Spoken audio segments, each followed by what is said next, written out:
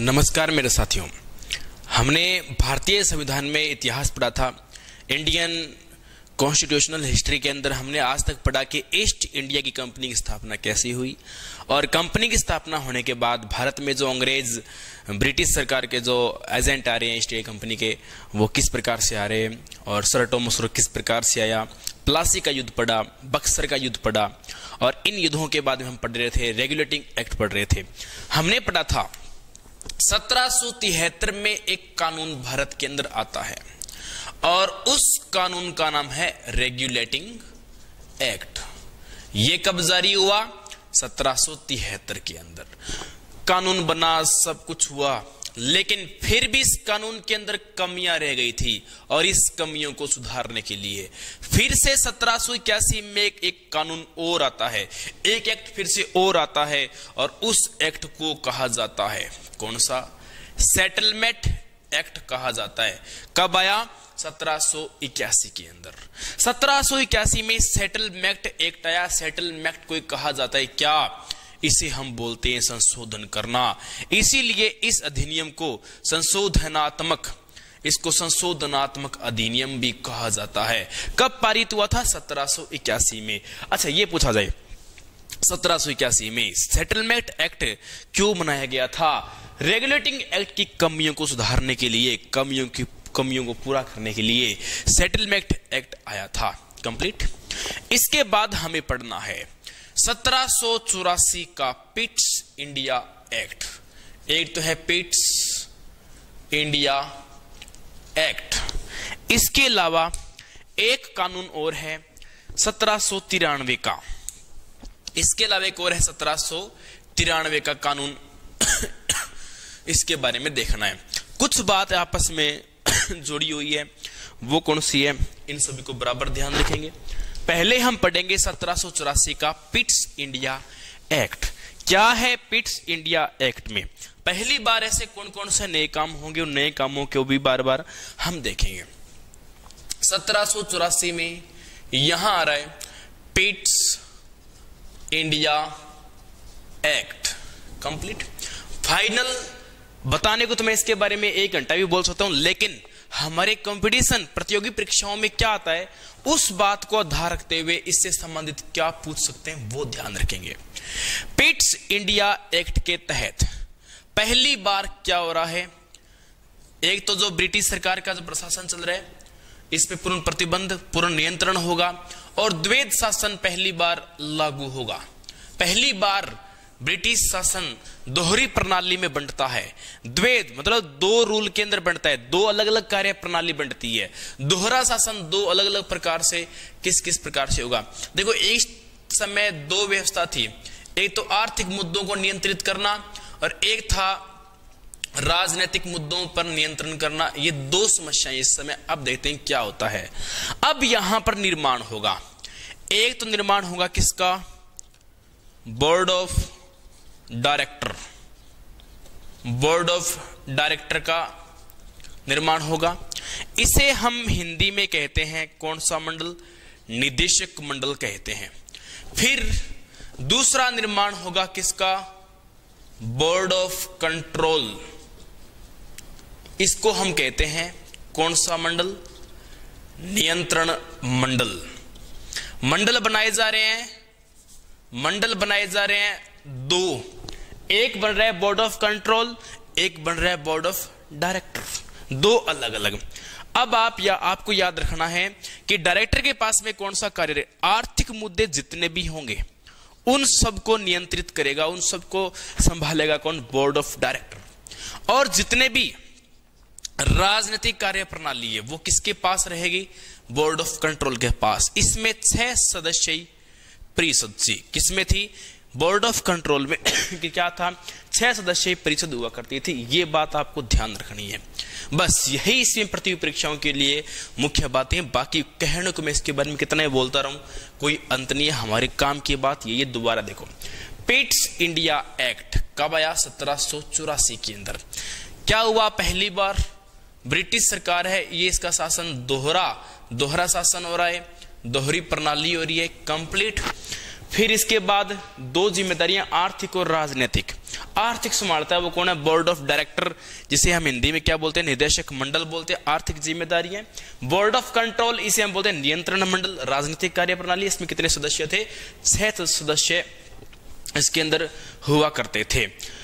फिर इसके बाद 1793 के अंदर एक अधिनियम आ रहा है जिसे 1793 का चार्टर एक्ट अधिनियम कहा जा रहा है। देखो ये जो राजनीतिक प्रणाली है ना, इसको भारतीय राजकोष में जोड़ा जाएगा और जो इनका सिस्टम है सारा इसके साथ राजनीति का संबंध इसके अंदर रख दिया जाएगा। तो 1793 वाले एक्ट का संबंध इस प्रकार बोर्ड ऑफ कंट्रोल से रहता है, इस बात को भी ध्यान रखना है। और जो ईस्ट इंडिया कंपनी है इसके कार्यप्रणाली को 20 वर्षों तक और आगे बढ़ा दिया जाएगा, इस बात को भी ध्यान में रखना है। फिर आगे चलकर 3 चार्टर एक्ट और आते हैं। वो 3 चार्टर एक्ट क्यों महत्वपूर्ण है उस कड़ी को भी हम देखेंगे। ठीक है, बारीकी से देखेंगे कौन कौन से 3 चार्टर एक्ट है। चार्टर एक्ट नंबर 1 तो 1813 का, नंबर 2 1833 का, नंबर 3 1853 का। ये 3 चार्टर एक्ट और आते हैं इसके बाद में। ये वेरी वेरी इंपॉर्टेंट है। बाकी मैं इंपॉर्टेंट ही करवा रहा हूं, बाकी खाम की बात जो कर रहे हैं बाकी को छोड़ रहे हैं। एक तो 1813 का क्या है? Charter act. एक आया था 1833 में, एक आया 1853 में। 1 2 3। 1813 वाले में क्या हुआ? ईस्ट इंडिया कंपनी है, इसका क्या हुआ? एकाधिकार था। एकाधिकार की आंशिक रूप से क्या हो गई? समाप्ति हो गई। आंशिक रूप से क्या हो गई? इसकी समाप्ति हो जाती है, कंप्लीट। इस बात को फिर ध्यान रखना है। और क्या हुआ? ईसाई मिशनरी है, ईसाइयों को स्वतंत्र धार्मिक प्रचार प्रसार की मान्यता मिल जाती है। किस एक्ट के तहत? 1813 के चार्टर एक्ट के तहत। 1800 सन में 3 चार्टर एक्ट आते हैं, जिनमें सबसे पहले 1813 का, नंबर 2 1833 का, नंबर 3 1853 का। 1813 वाले में क्या हुआ? कंपनी का एकाधिकार आंशिक रूप से इसकी समाप्ति की जा रही है। इसके बाद में ईसाई मिशनरी है और इन ईसाइयों को धार्मिक प्रचार प्रसार की मान्यता दी जा रही है। और जो भारतीय है और उनके लिए यहां पर शिक्षा के लिए कुछ खर्चा किया जाएगा, 10 लाख रुपए खर्चा किया जाएगा शिक्षा के लिए। यहां सोचा जाएगा, एक बात बता दूं, जो आधुनिक शिक्षा का जनक है ना भारत में, वो कौन है? वो लॉर्ड मैकाले को कहा जाता है। तो इसमें मैकाले का समय भी आगे आएगा। फिर आगे चलकर यहां कार्य प्रणाली और आ जाती है, संधियां करने वाला वो काम। 1833 क्यों महत्वपूर्ण है इसको भी देखेंगे। ये जो कंपनी का एकाधिकार है, एकाधिकार की क्या हो जाएगी? एकाधिकार की पूर्ण रूप से समाप्ति। एकाधिकार की पूर्ण रूप से क्या हो जाएगी? यहां पर इस समय समाप्ति हो जाएगी। इस चर्चा का, इस बात का ध्यान रखना है। फिर क्या था? इसी समय था बंगाल का गवर्नर। बंगाल का क्या था? गवर्नर जनरल था। बता दूं आपको, बंगाल क्षेत्र, ये पूरा एरिया उस समय बंगाल का क्षेत्र था। डिसीजन लिया गया कि उस समय बंगाल का गवर्नर था, उसका नाम था विलियम बेंटिंग।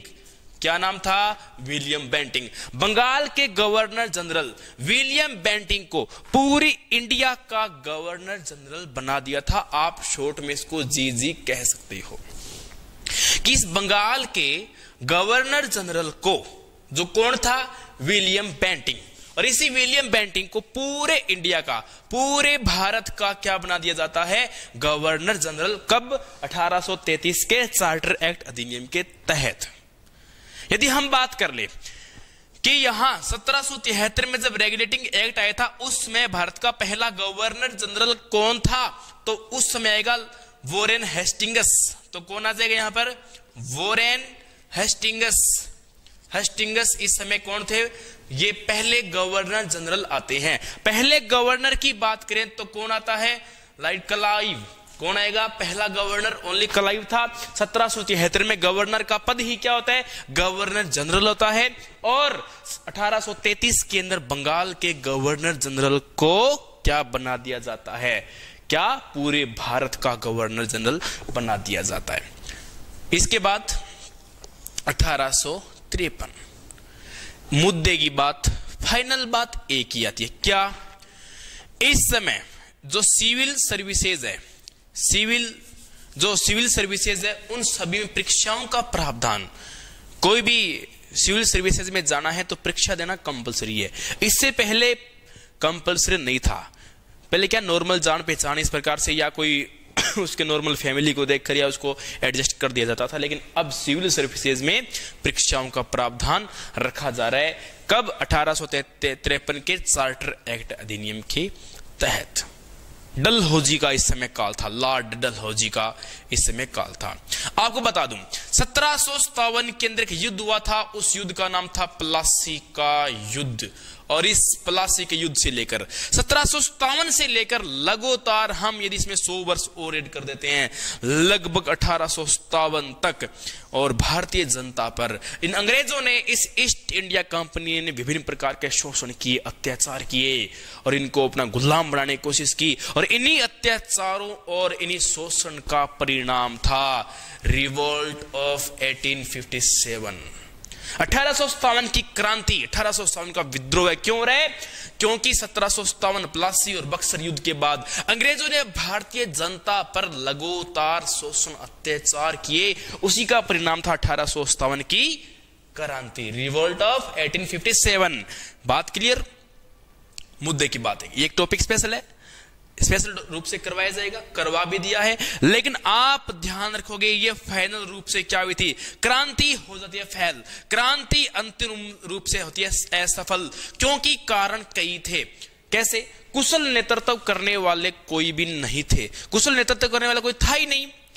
और क्या था? सिखों को भारतीयों का सहयोग नहीं था, समय से पूर्व विद्रोह हो गया, किसी की एक बड़ी यूनिटी नहीं थी, यूनिटी थी तो उसको मोटिवेट करने वाला कोई नहीं था, हथियारों की कमी थी, संसाधनों का अभाव था, बहुत से बड़े बड़े कारण थे जिनके कारण 1857 का विद्रोह फेल हो जाता है। लेकिन इसके फेल होने का सबसे बड़ा प्रभावी कारण क्या था?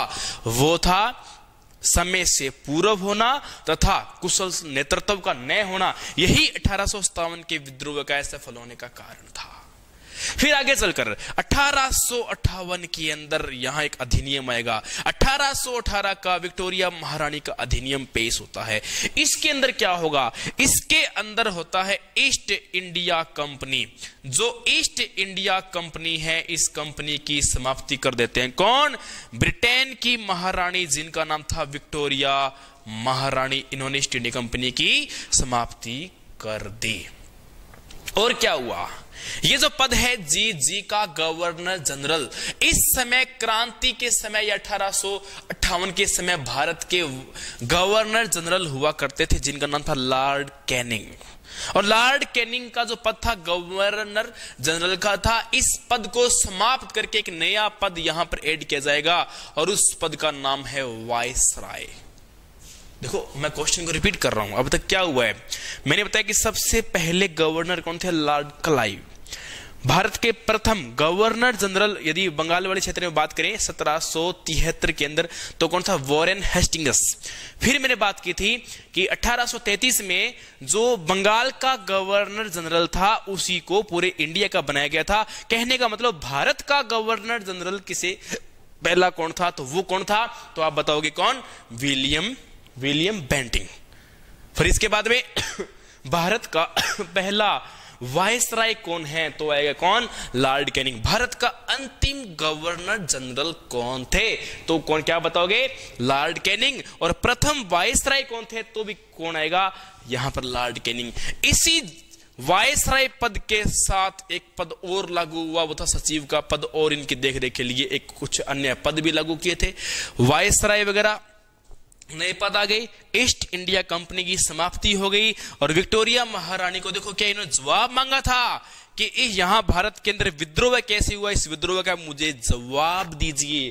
तब विक्टोरिया महारानी के सामने, और हमारे यहां राजस्थान में एक छावनी है अजमेर के अंदर, और उसका नाम है नसीराबाद की छावनी। नसीराबाद की छावनी के अंदर यहां पर एक कैप्टन हुआ करते थे और उस कैप्टन का नाम था कैप्टन प्रिचार्ड। और कैप्टन प्रिचार्ड ने एक बुक लिखी, उस बुक का नाम था म्यूटिनीज इन राजपुताना।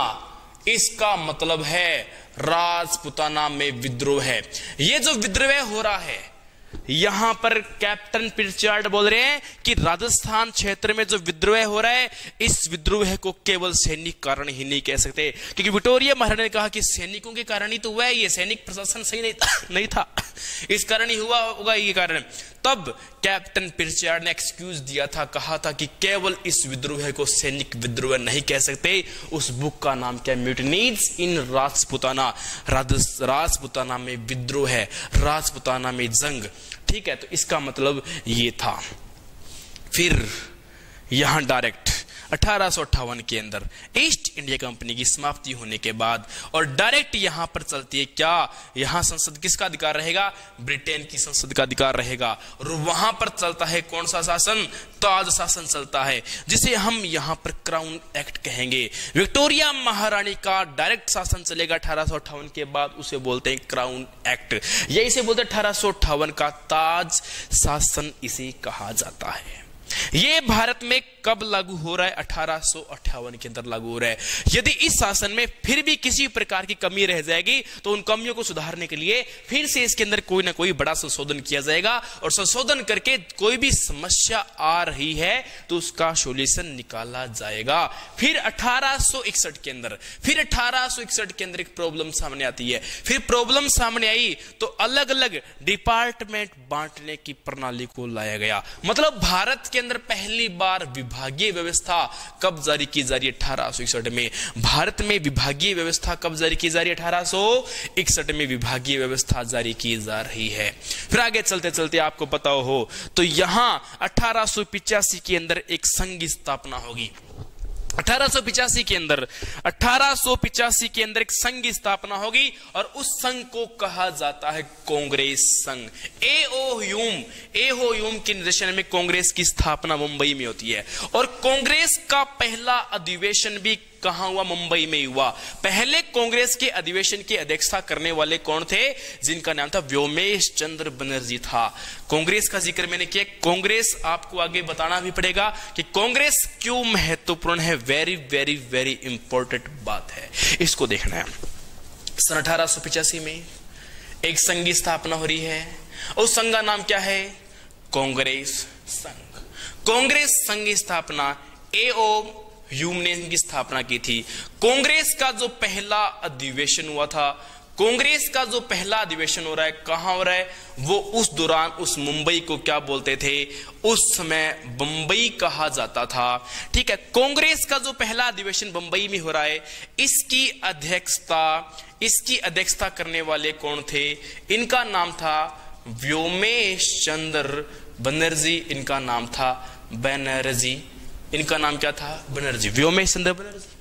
ये एक स्पेशल टॉपिक है, कांग्रेस अधिवेशन। कांग्रेस का बहुत बड़ा टॉपिक है, मैं इस टॉपिक को स्पेशल रूप से कराऊंगा। अच्छा टॉपिक है। कांग्रेस के बड़े बड़े अधिवेशन हुए, कलकत्ता अधिवेशन, लाहौर अधिवेशन, वो भी अनेक प्रकार के हैं, अलग अलग सन के हैं। उनमें अलग अलग अध्यक्षता करने वालों के नाम पूछेंगे। ठीक है, अलग अलग मीटिंग के बारे में जहां बात की जाएगी, लाहौर अधिवेशन, कराची अधिवेशन। ठीक है, तो वो सब हम अलग से टॉपिक करेंगे कांग्रेस अधिवेशन का। फिर इसके बाद सन 1905 हम डायरेक्ट पहुंचते कहां पर? 1905 में। 1905 के अंदर एक विभाजन होता है। उस विभाजन को कहा जाता है क्या? उस विभाजन को कहा जाता है बंगाल का विभाजन। बंगाल विभाजन हुआ 1905 में। क्या था बंगाल विभाजन? जरा ध्यान देंगे सामने।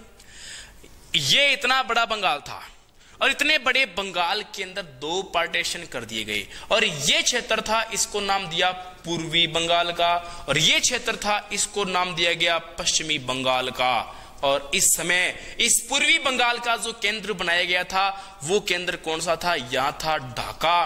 और इस पश्चिम बंगाल में जो केंद्र बनाया गया था उसका नाम था क्या? कलकत्ता। दोनों में अलग अलग केंद्र बनाए गए थे। देखो अंग्रेजों की नीति के फूट डालो, राज करो, सक्सेस होते हैं अंग्रेज लोग।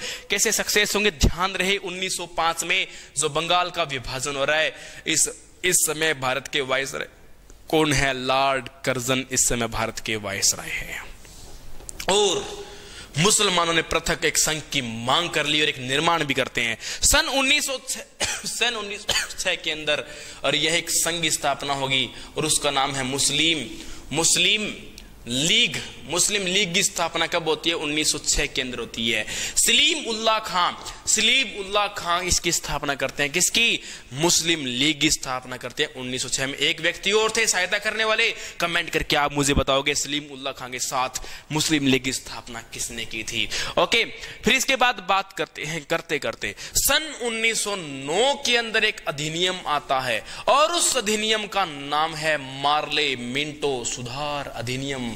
मार्ले मिंटो सुधार अधिनियम क्या है, इसके बारे में हम चर्चा करते हैं। देखो क्या है, 1892 के अंदर एक अधिनियम आया था। 1892 में एक अधिनियम आया था और उस अधिनियम की कमी को सुधारने के लिए सन 1909 का मार्ले और मिंटो सुधार अधिनियम आ रहा है। मार्ले इस समय भारत का सचिव हुआ करता था और मिंटो इसमें भारत का कौन था? वायसराय हुआ करता था। और मिला के ये जो कानून बना, इस कानून को कहा जाता है मार्ले मिंटो सुधार अधिनियम। और पहली बार क्या हो रहा है? सांप्रदायिकता के आधार पे सांप्रदायिक विभाजन किया जा रहा है। मतलब एक तरीके से मुस्लिम लीग को अलग किया जा रहा है। पहली बार दोनों में चुनाव प्रणाली की जा रही है। सांप्रदायिकता के आधार पर पहली बार चुनाव प्रणाली सन 1909 के अंदर मार्ले मिंटो सुधार अधिनियम के तहत हुई थी। और मार्ले और मिंटो ने एक योजना लेकर आई कि भारत के अंदर दो शक्ति है, एक का नाम मुस्लिम शक्ति मुस्लिम लीग है, दूसरा कांग्रेस जिसमें हिंदुओं की भालता है। दोनों के अंदर क्या कर दो? फूट डालो और दोनों में क्या करो? राज करो। और ये थी फूट डालो राज करने की नीति थी। फिर इसके बाद सन 1911 के अंदर जॉर्ज पंचम और मैडम मेरी पहुंचते हैं और 1911 में एक दरबार लगाते हैं जिसके अंदर राजधानी कलकत्ता से अब चेंज करेंगे। कौन सी बनाएंगे भारत की राजधानी?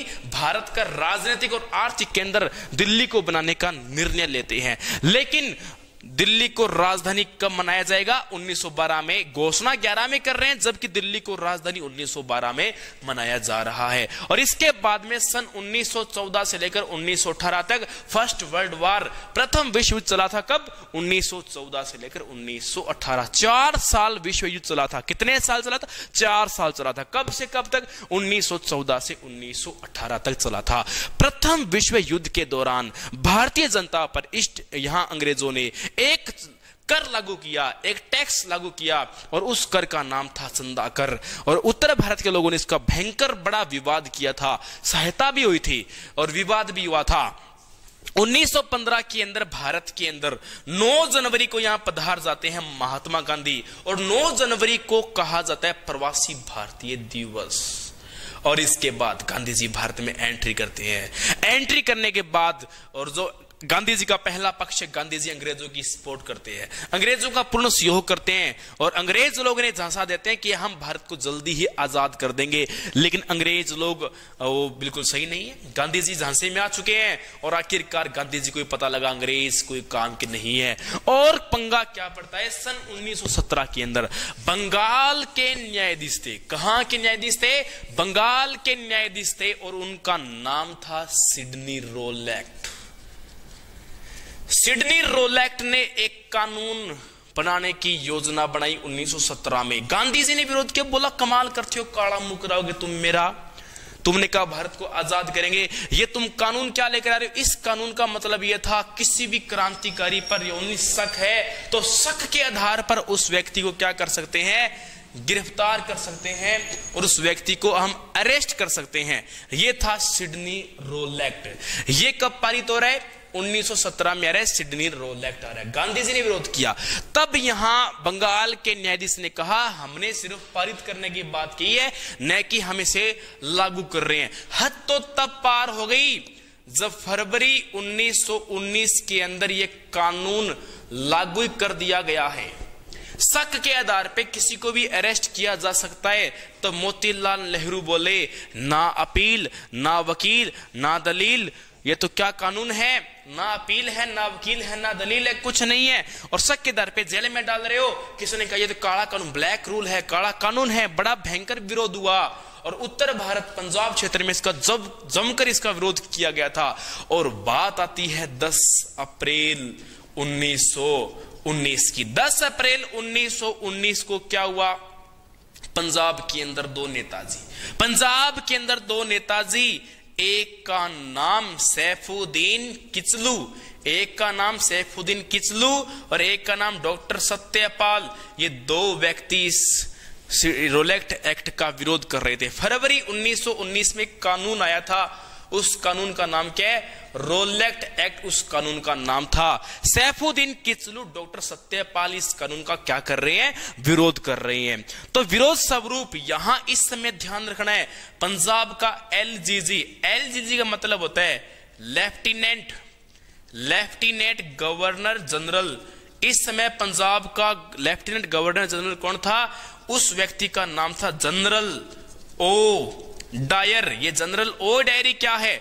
लेफ्टिनेंट गवर्नर जनरल था, और जनरल ओ डायर ने आदेश दे दिया। और यहां पर इस समय लगाया हुआ था कौन सा लो? मार्शल लो यहां पर लगाया था, जिसे हम सैनिक कानून बोलते हैं। सैनिकों को इतना अधिकार था कि किसी को भी अरेस्ट कर सकते हैं, मार सकते हैं, इतना अधिकार था। 10 अप्रैल को इन दोनों को गिरफ्तार कर लेते हैं, और गिरफ्तार करने के बाद अब यहां की जनता इसका विरोध करते हैं। विरोध स्वरूप इसके 3 दिन बाद 13 अप्रैल 1919 को जमकर विरोध होता है। इनको एक बहाना मिलता है, देखो सीधा विरोध करेंगे तो क्या इनका दमन भी किया जा सकता है। 13 अप्रैल को एक त्योहार आता है, उस त्योहार का नाम है बैसाखी का त्योहार।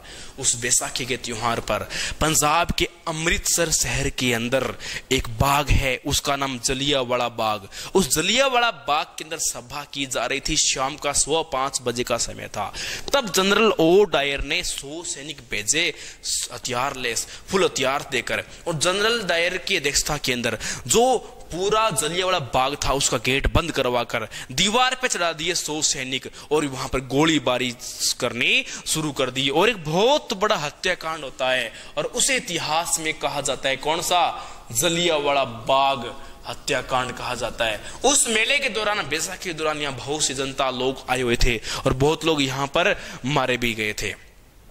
फिर बहुत बड़ा हत्याकांड हुआ। इस हत्याकांड की जांच के लिए एक आयोग बना, उस आयोग का नाम था हंटर आयोग। हंटर आयोग अंग्रेज आयोग है, इसकी जांच की जा रही है। हंटर आयोग ने बताया 378 यहां मारे गए हैं, और 500 के लगभग यहां पर घायल हुए हैं।